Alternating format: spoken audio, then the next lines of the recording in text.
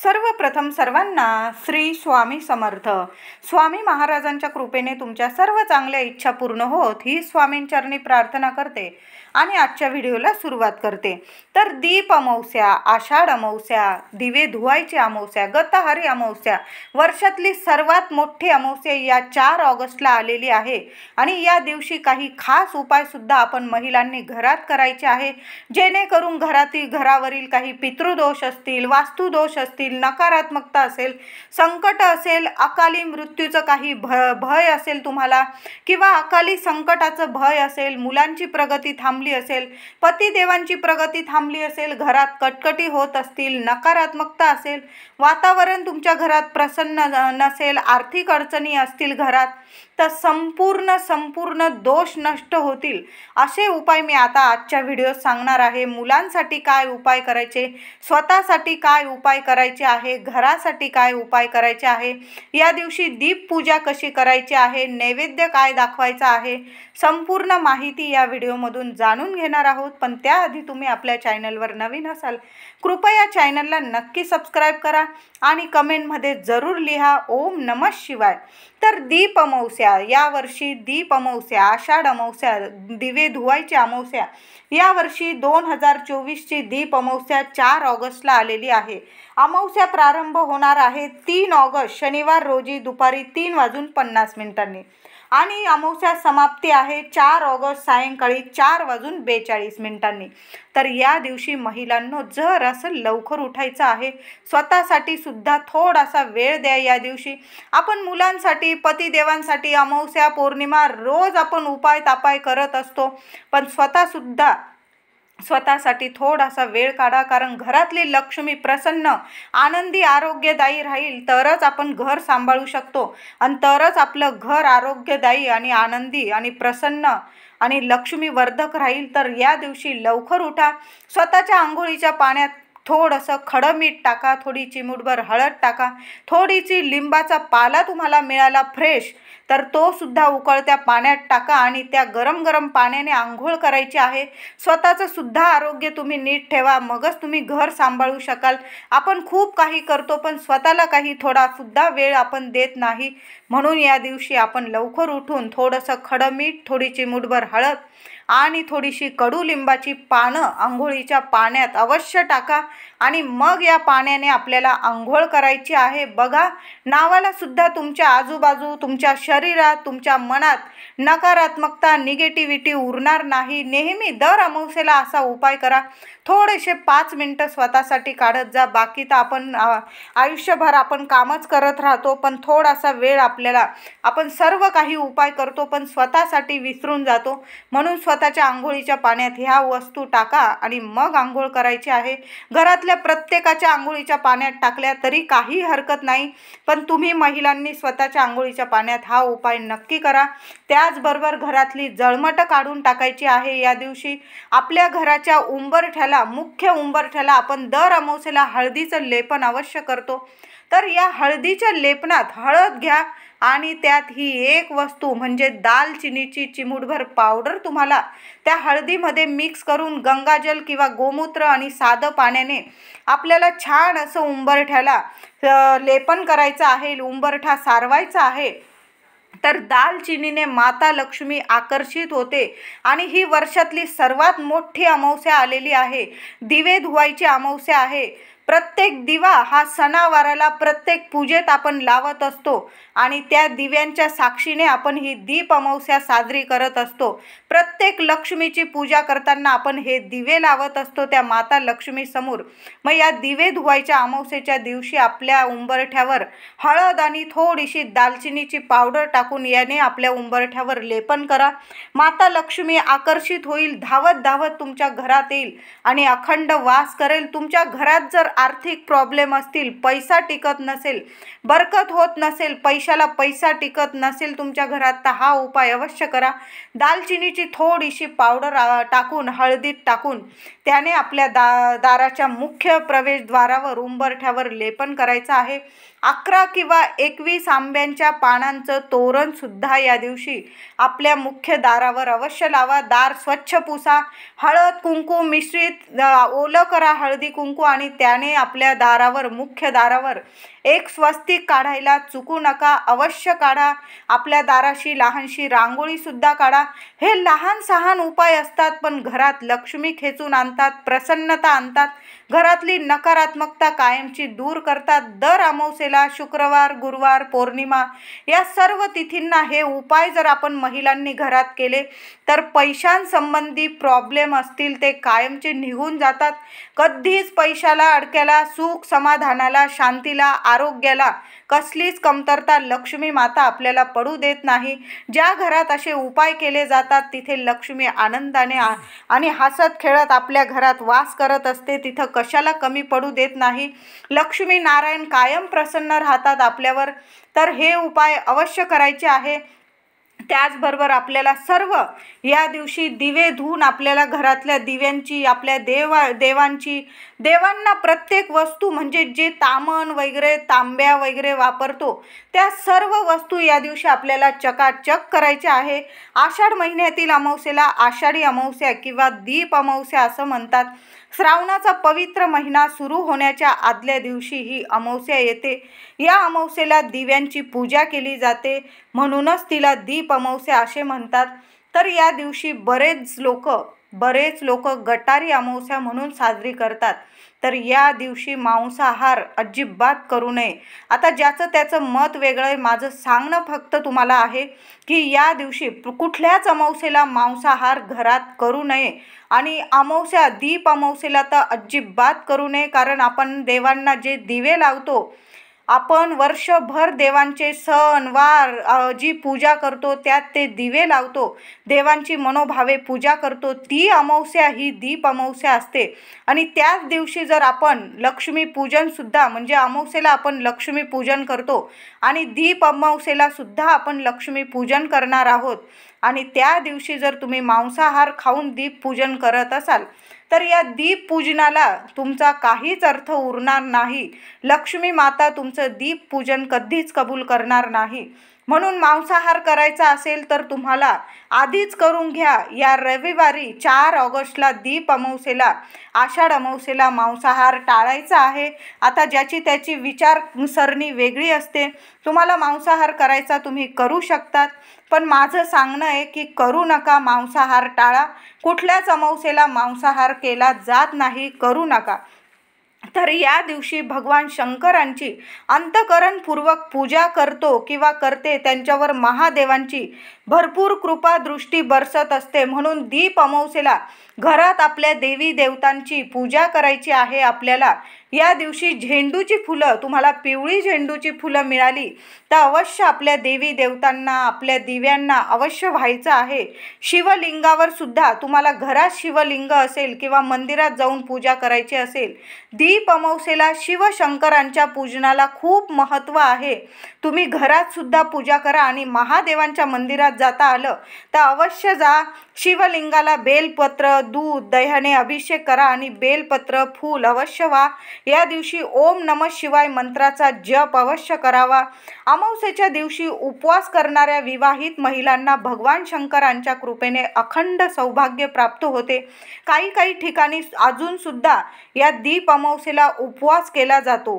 दीप अमावस्येच्या दिवशी भगवान शंकरांसोबत माता पार्वती, कार्तिकेय, गणपती बाप्पा म्हणजे संपूर्ण शिवकुटुंबाची पूजा करण्याची परंपरा अजून सुद्धा आहे.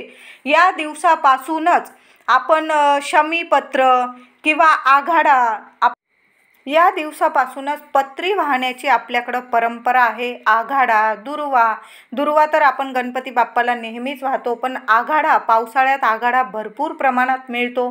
शमीपत्र या दिवशी वाहा. शिवशंकरांना, गणपती बाप्पांना शमीपत्र, आघाडा शिवशंकरांना, गणपती बाप्पाला, आपल्या देवी देवतांना अवश्य या दिवशी आघाडा मिळाला तुम्हाला तर अवश्य व्हायचा आहे. पत्री पूजनाला या दिवसापासून खूप महत्त्व आहे. त्याचबरोबर या दिवशी पितरांना तर्पण दिले जाते. पुरणाचा नैवेद्य काही ठिकाणी केला जातो. तुम्हाला पुरणाचा नैवेद्य नाहीच जमला तर या दिवशी आपल्या घरात थोडासा भात शिजवायचा आहे आणि थोडासा भात आणि त्यावर थोडंसं दही, तुम्हाला साखर टाकायची असेल तर टाकू शकता. आणि तो लहानसा घास काढून पितरांच्या नावाने आपल्या गच्चीवर किंवा घराबाहेर आपल्याला आठवणीने ठेवायचं आहे, पितरांचं नाव घेऊन ठेवायचं आहे, पितृदोष नावाला सुद्धा उरणार नाही। त्याचबरोबर महिलांनी आपल्या घरावरून थोडासा दही भात अवश्य उतरवून टाकायचा आहे, मुख्य दाराबाहेर उभं राहायचं। तुम्हाला हा उपाय, आता दही भाताचा उपाय केव्हा करायचा तर 4:42 अमावस्या संपणार आहे आणि दही भाताचा उपाय कधी पण 12च्या आत म्हणजे 1-2च्या आतच करावा, म्हणजे जेणेकरून पशु पक्षी जे पक्षी असतात ते आपला दही भात आपण पूर्वजांसाठी ठेवतो किंवा मुलाबाळांची दृष्ट काढतो, घराची दृष्ट काढतो, तो दही भात पक्षी लगेच खाऊन टाकतील। अशा रीतीने आपल्याला दही भाताचा हा उतारा करायचा असतो, पण तो आपल्याला तुम्ही सकाळी 12च्या आत केला तर अतिशय उत्तम। थोडा वेळ झाला तुम्हाला तर 1 ते 2च्या आत हा उपाय करायचा असतो। तर या दिवशी थोडासा अळणी भात शिजवायचा आहे, थोडासा पितृदेवांच्या नावाने गच्चीवर ठेवून द्या, थोडासा भात, त्यावर दही नाही टाकलं तुम्ही, थोडासा भात घ्या, थोडासा वाटीत किंवा ताटलीत किंवा एखाद्या पत्रावळीत मुलांवरून 7 वेळा, डोक्यापासून पायापर्यंत 7 वेळा मुलांवरून उतरवून घ्या।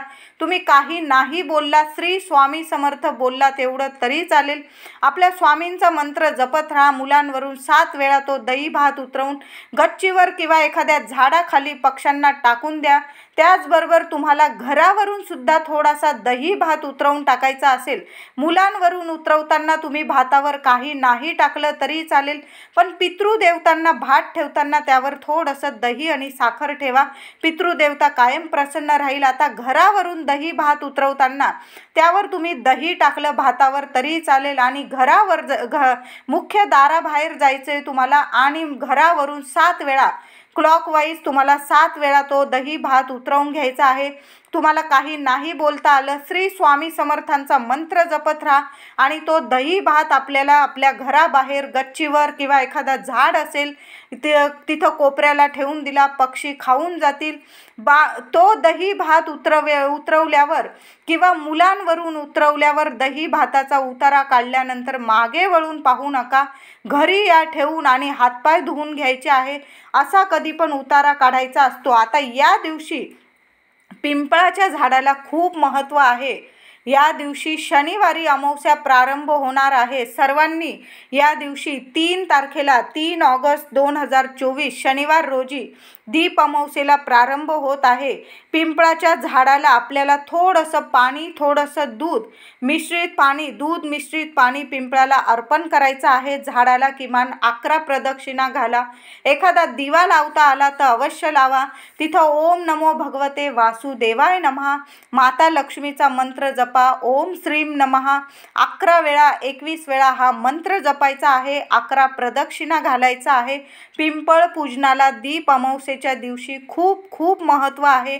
काही नाही जमलं तुम्हाला पण पिंपळ पूजन अवश्य करा। थोडासा दही भात आपल्या पूर्वजांसाठी ठेवायचा आहे गच्चीवर।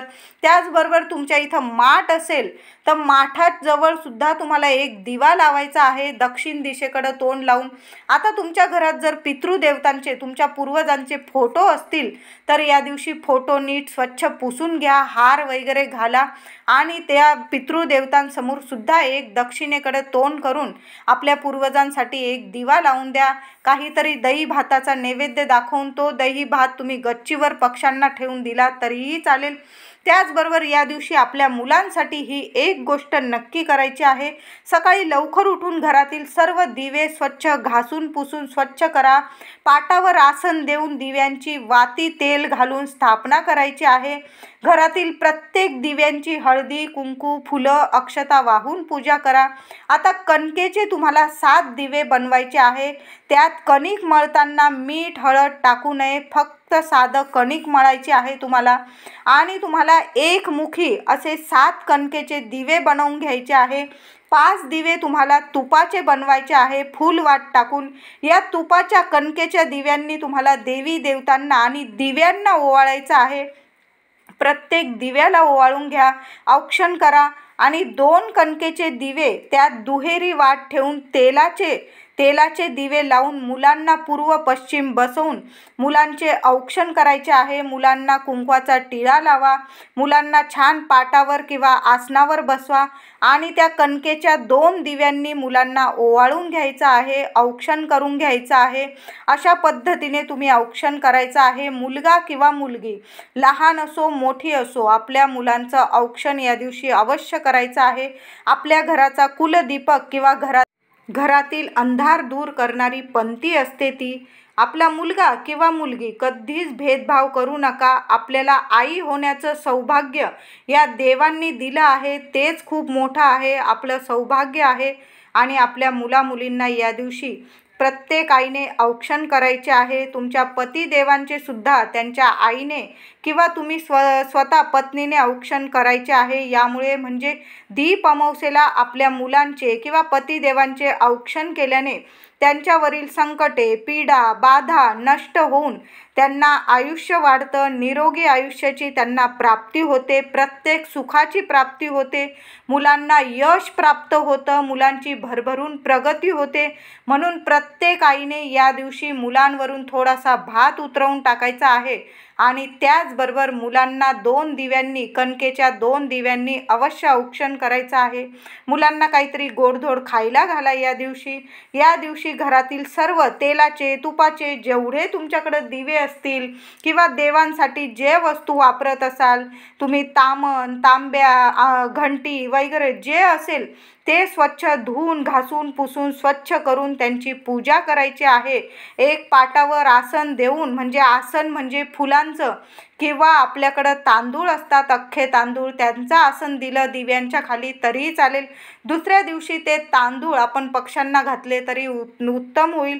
कणकेच्या 5 दिव्यांनी त्या दिव्यांचे, देवी देवतांचे औक्षण करा आणि 2 कणकेच्या दिव्यांनी आपल्या मुलांचे औक्षण करायचं आहे।